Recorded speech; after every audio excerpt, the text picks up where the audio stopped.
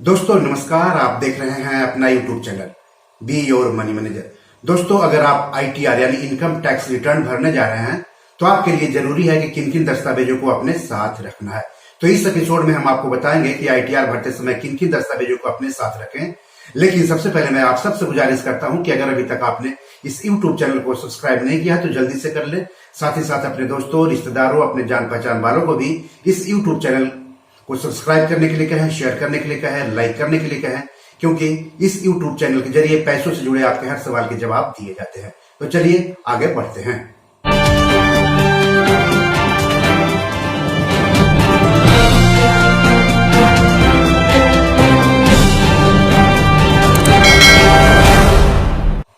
तो आईटीआर भरने के लिए कुछ दस्तावेजों की जरूरत पड़ती है। उसमें पहला दस्तावेज है बैंक खाते की डिटेल्स।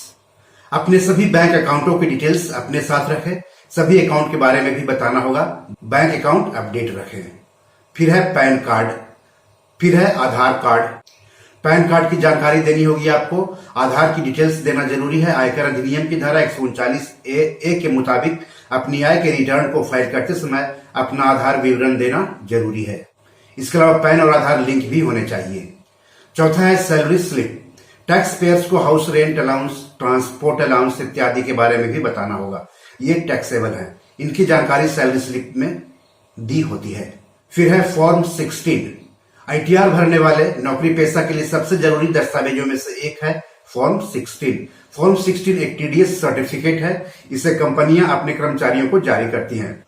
यह कर्मचारी की सैलरी से काटे गए टीडीएस यानी टैक्स डिडक्टेड एट सोर्स यानी स्रोत पर कटौती को सर्टिफाई करता है। इससे यह भी पता चलता है कि संस्थान ने टीडीएस काटकर सरकार को जमा किया है। फिर है फॉर्म 16A। सैलरी के अलावा नौकरी पेशा को अगर अन्य आमदनी होती है तो उसे आईटीआर भरने के लिए फॉर्म 16A जरूरी होता है। आमदनी के दूसरे स्रोत में rental income, fix deposit, recurring deposit से मिलने वाला ब्याज, फिक्स डिपॉजिट, रेकरिंग डिपॉजिट इत्यादि से निर्धारित सीमा से ज्यादा ब्याज पर टीडीएस कटा है तो आपका बैंक आपको फॉर्म 16A जारी करेगा। इसमें काटे गए टीडीएस की रकम की जानकारी होगी। Form 16B। अगर आईटीआर भरने वालों ने अपनी संपत्ति बेची है तो खरीदार उसको फॉर्म 16B जारी करता है। इसमें आईटीआर भरने वालों को भुगतान की गई राशि पर काटे गए टीडीएस की जानकारी होगी। Form 16C। रेंटल इनकम के मामले में किराएदार से फॉर्म 16C देने के लिए कहना चाहिए। इसमें मिलने वाले रेंट पर काटे गए टीडीएस अगर कोई है की डिटेल्स होनी चाहिए। मौजूदा टैक्स कानूनों के अनुसार अगर मासिक रेंट 50,000 से ज्यादा है तो किराएदार को टीडीएस काटना चाहिए। टीडीएस की डिटेल्स देखने के लिए 26AS को चेक किया जा सकता है। आप इसे आईटीआर ई फाइलिंग वेबसाइट पर जाकर के देख सकते हैं। फिर है फॉर्म 16D। कॉन्ट्रैक्टर या प्रोफेशनल्स को जारी किया जाने वाला टीडीएस सर्टिफिकेट है। मौजूदा टैक्स कानून के अनुसार इसे तब जारी किया जाना चाहिए जब किसी वित्त वर्ष में किसी व्यक्ति ने 50 लाख रुपए से ज्यादा का पेमेंट कॉन्ट्रैक्टर या प्रोफेशनल्स को किया है। यह tax commission, brokerage, profession fees के पेमेंट के समय काटा जाता है। फिर है फॉर्म 26AS। टैक्स पेयर्स का समेकित वार्षिक टैक्स विवरण होता है। ये टैक्स पासबुक की तरह होता है। ये टैक्स पेयर्स के पैन पर जमा किए गए सभी टैक्स की जानकारी होती है। इसमें शामिल जानकारी है टैक्स पेयर्स के नियोक्ता की ओर से काटा गया टीडीएस, बैंकों की ओर से काटा गया टीडीएस, किसी संस्थान की ओर से टैक्स पेयर्स को किए गए पेमेंट पर काटा गया टीडीएस, संबंधित वित्त वर्ष में टैक्स पेयर्स की ओर से जमा किया गया एडवांस टैक्स, टैक्स पेयर्स की ओर से दिया जाने वाला सेल्फ असेसमेंट टैक्स। फिर है टैक्स बचत के सबूत। आपको बता दूं कि आप कई तरीके से टैक्स बचा सकते हैं निवेश साधनों में पैसे लगा करके। तो क्या क्या सबूत आपको देने होंगे ऐसे मामले में वो भी जान लीजिए। तो मौजूदा टैक्स कानून के अनुसार सेक्शन 80C, 80CCC, 80CCD1 के तहत किए गए निवेश और खर्च से अपनी टैक्स देनदारी कम कर सकते हैं।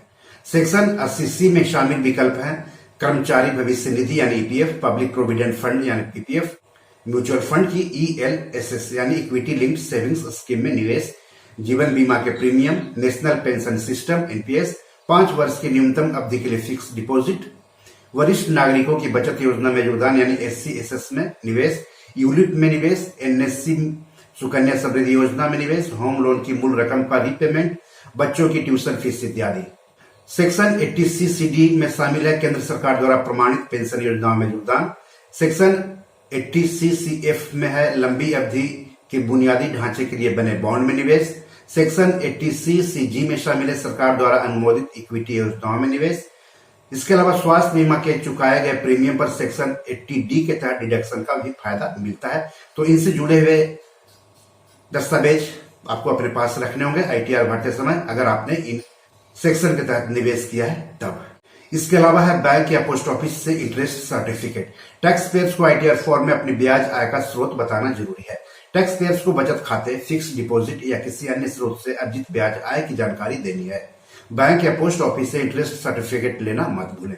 इंटरेस्ट सर्टिफिकेट से पता चल जाएगा कि बैंक या पोस्ट ऑफिस ने इस दौरान कितना ब्याज आपको दिया है। इसके अलावा है बैंक या NBFC से होम लोन का स्टेटमेंट या HFC से। अगर किसी बैंक या किसी अन्य वित्तीय संस्थान से होम लोन लिया है तो लोन स्टेटमेंट लेना मत भूलें। होम लोन का स्टेटमेंट से पता चलेगा कि आपने अब तक कितना मूलधन और ब्याज चुकाया है। मौजूदा टैक्स कानून के के तहत होम लोन पर चुकाए गए ब्याज से टैक्स देनदारी को कम किया जा सकता है। तो इससे जुड़े हुए स्टेटमेंट भी आपको अपने पास रखना जरूरी है। 14 है ECS रिफंड के लिए बैंक अकाउंट का प्री वैलिडेशन। 1 मार्च 2019 से केवल रिफंड जारी किया जा रहा है। ये रिफंड उन बैंक खातों में क्रेडिट होंगे जो पैन के साथ लिंक है। ऐसे में आपके लिए अपने बैंक अकाउंट को प्री वैलिडेट करने के साथ इसे पैन से लिंक करना भी जरूरी है। 15 है कैपिटल गेंस। प्रॉपर्टी या म्यूचुअल फंड या सोना इत्यादि की बिक्री से कैपिटल गेंस पाने पर ITR में बताना जरूरी है। 16 है अनलिस्टेड शेयरों में निवेश की डिटेल्स। अनलिस्टेड यानी गैर सूचीबद्ध कंपनी के शेयरों में निवेश करने पर उसकी पूरी जानकारी ITR 2 फाइल करते समय देनी होगी। निवेश की डिटेल्स के साथ कंपनी का नाम और पता देना भी जरूरी है। और आपको एक बात और बता दूं कि सभी संबंधित वित्त वर्ष के होने चाहिए। जैसे अगर वित्त वर्ष 2021-2022 का IT रिटर्न भर रहे हैं तो सारे दस्तावेज 1 अप्रैल 2021 से लेकर के 31 मार्च 2022 तक के होने चाहिए। तो इस तरह से ITR भरने का सीजन है। ITR जरूर भरें, उसके बहुत सारे फायदे हैं और नहीं भरने पर उसके नुकसान भी हैं। और समय से भर दीजिए। 31 जुलाई तक भरने का समय होता है आमतौर पर व्यक्तिगत टैक्स पेयर्स के लिए। अगर निर्धारित समय के बाद भरेंगे तो आपको जुर्माना देना पड़ सकता है। तो बेहतर है समय रहते हुए ITR फाइल कर दें। तो BE और मनी मैनेजर में आज इतना ही, लेकिन अपने फाइनेंशियल सफर को सुहाना बनाने के लिए देखते रहिए अपना YouTube चैनल BE और मनी मैनेजर। धन्यवाद, नमस्कार।